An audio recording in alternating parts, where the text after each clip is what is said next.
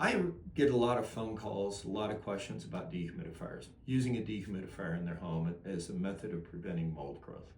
The relationship between a dehumidifier and a fan is that if you have a wet spot, the fan causes the evaporation of the liquid water that's on the surface, and the dehumidifier removes the water that's in the air. So running a fan by itself isn't very helpful because you're just transferring the water from a liquid state to a gas state. Dehumidifiers don't dry out liquid pools of water on a floor. You have to have the fan for that. So when we talk about using a dehumidifier, it's actually removing the grains of moisture that's in the air.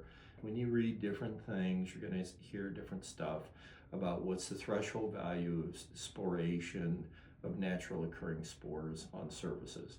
The latest numbers that I've been seeing is 70, maybe 75% relative humidity allows enough airborne grains of moisture to allow germination. That dehumidifier will keep that low enough that natural occurring spores won't germinate. Now, if you have colonies existing and you use a dehumidifier, it's not going to take the mold away. It's just going to reduce it enough that it's going to go dormant. And dormant mold is still an indoor air quality issue because as they desiccate, they break off like little branches of a tree, and those branches contain two chemicals. One's called protease, the other is glucans. And when you inhale those, you can have a reaction. Also, it still releases its spores all the time, and some molds have mycotoxins, some don't.